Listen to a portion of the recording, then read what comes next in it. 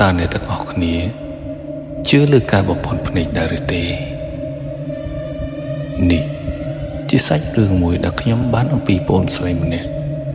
ដែលគាត់មានមុខរបរជាគ្រូបង្រៀនភាសាអង់គ្លេសនៅសាលាឯកជនមួយកន្លែងជារឿងមួយដែលធ្វើឲ្យគាត់មានភាពងឿងឆ្ងល់និងមានភាពភ័យខ្លាចក្នុងជីវិតរបស់គាត់អ្វីស្បិតតែមិនមានការលងបន្លាចខ្លាំងប៉ុន្តែគាត់ដឹងច្បាស់ថា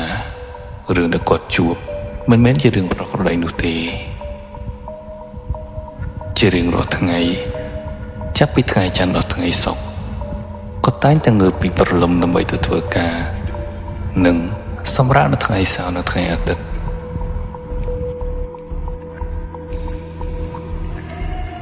កន្លែងការងាររបស់គាត់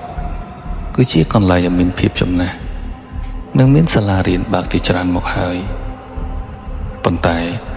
មិនមានសាលាណាបើកបានយូរនោះទេហើយទីកន្លែងនោះក៏ជាអតីតរោងចក្រអគ្គិសនីឯកជនកាលពីជំនាន់មុនផងដែរក្នុងកំឡុងឆ្នាំ2017សាលារបស់គាត់ក៏បានបោះទីតាំងនៅទីនោះហើយក៏មានការគ្រប់គ្រងនិងមានភាពជោគជ័យមកដល់សប្តាហ៍ថ្ងៃនេះប៉ុន្តែអ្វីដែលចម្លែកចំពោះថ្នាក់ដឹកនាំនិងគ្រូបង្រៀននៅទីនោះតែជាជួបរឿងប្លែកអ្នកខ្លះបានឃើញស្រមោលមនុស្សដើរកាត់ពីមុខបន្ទប់រៀនតែមិនឃើញដើរត្រឡប់មកវិញនោះទេយើងអាចមើលឃើញដោយសារតែទ្វារបន្ទប់រៀនជាទ្វារកញ្ចក់អ្នកខ្លះទៀតថាឮសំឡេងខ្សឹបនិងត្រចៀកល្វើយរហូតខ្លាចមែនទែនដល់ថ្នាក់យកស្លឹកបាយម៉ានមកញាត់តាមជញ្ជាំងបន្ទប់រៀនក៏មាន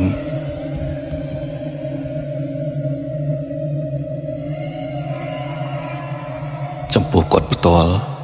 គឺគាត់បានជួបរឿងចម្លែកខុសពីគេគាត់បានរៀបរាប់ថាថ្ងៃមួយសាលាបានរើសគ្រូថ្នាក់កុមារថ្មីដោយតម្រូវឲ្យខ្ញុំជាអ្នកបង្ហាញពីរបៀបបង្រៀនផ្សេងមុននឹងឈានដល់ថ្នាក់អ្នកគ្រូថ្មីអាចបង្រៀនបានដោយខ្លួនឯងខ្ញុំធ្វើការបង្ហាញរយៈពេល2សប្តាហ៍ហើយក៏បានបំបីថ្នាក់រៀនបន្តខ្លួនថ្មីមួយសម្រាប់អ្នកគ្រូថ្មីផងដែរក្រោយពីបង្រៀនបានមួយរយៈឃើញថាអ្នកគ្រូថ្មីអាចបង្រៀនបានដោយរលូនមិនមានបញ្ហាអ្វីនោះទេបន្ទប់ដែលអ្នកគ្រូថ្មីបង្រៀនគឺស្ថិតនៅជាប់នឹងបន្ទប់របស់ខ្ញុំផ្ទាល់យើងអាចដល់ថ្នាក់អ្នកគ្រូថ្មីមុនទើបបានដល់បន្ទប់របស់ខ្ញុំតាមក្រោយថ្ងៃមួយកំពុងតែបង្រៀនខ្ញុំក៏មានអារម្មណ៍ថាជឿពោះហើយក៏បានដើរទៅពឹងអ្នកគ្រូថ្មីឲ្យជួយមើលថ្នាក់រៀនឲ្យខ្ញុំមួយផ្លែតគាត់ឆ្លើយចាស់ហើយខ្ញុំក៏បានដើរទៅបន្ទប់ទឹកតែម្ដងភ្លាមនោះស្រាប់តែអ្នកគ្រូក្នុងថ្នាក់មួយទៀតបានហៅខ្ញុំឲ្យសួរថាតើណានឹងអ្នកគ្រូខ្ញុំឈប់មួយផ្លែតក៏ឆ្លើយថាខ្ញុំទៅបន្ទប់ទឹកមួយផ្លែតហើយក៏បន្តដើរទៅមុខទៀតបញ្ជាក់បន្ទប់ទឹកគឺស្ថិតនៅជាប់កាមចំដើសម្រាប់ចុះទៅជាន់ក្រោមពេលដល់កាមចំដើខ្ញុំក៏ស្រាប់តែឃើញអ្នកគ្រូថ្មីឡើងពីកាមចំដើពីក្រោមមកលើខ្ញុំឆ្ងល់ណាស់អំបញ្ញមិញគាត់នៅក្នុងថ្នាក់ទេតាហើយអ្វីបានជាមកទីនេះទៅវិញភ្លាមខ្ញុំក៏សួរទៅគាត់ថាអ្នកគ្រូចុះទៅក្រោមយូរហើយនៅគាត់បានឆ្លើយថាមួយសន្ទុះដែរហើយអ្នកគ្រូ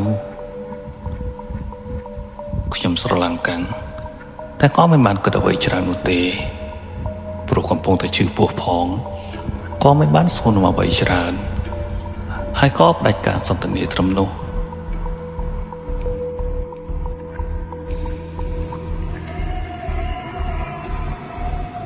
ប្រហែលមួយសប្តាហ៍ក្រោយមកកំឡុងពេលកំពុងតែបង្រៀនខ្ញុំក៏ស្រាប់តែបានឃើញអ្នកគ្រូថ្មីដើរកាត់មុខបន្ទប់របស់ខ្ញុំមួយសន្ទុះធំក៏មិនឃើញដើរត្រឡប់មកវិញនោះទេខ្ញុំក៏ចាប់អារម្មណ៍ថាផ្លូវទៅខាងក្រោយគេបានបិទជិតដោយមនាងសិលាបាត់អស់ទៅហើយ ចុះអ្នកគ្រូក៏ទៅធ្វើអី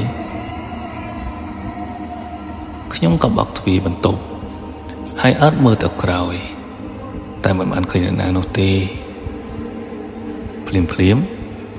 ខ្ញុំក៏បានដល់ទៅថ្នាក់អ្នកគ្រូថ្មីហើយក៏ឃើញគាត់នៅក្នុងថ្នាក់ជាធម្មតារួចក៏បានសួរគាត់ថាអំបញ្ញមិញអ្នកគ្រូដល់ទៅខាងក្រោយឬ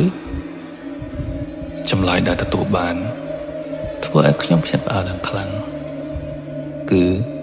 អ្នកគ្រូថ្មីបានឆ្លើយថាគាត់មិនបានចេញពីបន្ទប់នោះទេធ្វើឲ្យខ្ញុំស្រឡាំងកាំងជាខ្លាំងចុះអ្នកដើរទៅក្រោយជាអ្នកណាឬមួយខ្ញុំស្រវាំងភ្នែក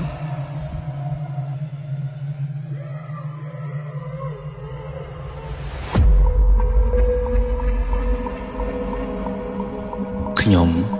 បានលាក់រឿងនេះនៅក្នុងចិត្តជាយូររហូតទប់លេងជាប់ខ្ញុំក៏បានយករឿងនេះទៅពិភាក្សាជាមួយនឹងលោកគ្រូនាយកហើយក៏បានដឹងថាមិនត្រឹមតែខ្ញុំទេដែលបានជួបរឿងនេះសូម្បីលោកនាយកនិងលោកគ្រូអ្នកគ្រូផ្សេងទៀតក៏បានជួបរឿងនេះដូចគ្នាលោកនាយកបានបន្តថាប្រហែលជាជំនាញសាលាគាត់លោលេងឬក៏វិញ្ញាណដែលសល់ពីចំនួនរោងចក្រអគ្គិសនីវិលវល់តែប៉ុណ្ណោះមិនមានអ្វីឲ្យត្រូវខ្លាចនោះទេព្រោះមិនមានការលងបន្លាចអ្វីនោះឡើយអ្នកគ្រូធ្វើការទៅធម្មតាទៅខ្ញុំយល់សាច់រឿងប៉ុន្តែខ្ញុំនៅតែមានអារម្មណ៍ថាខ្លាចរអាគ្រាន់តែថាបើបានជួបរឿងបែបនោះទៀត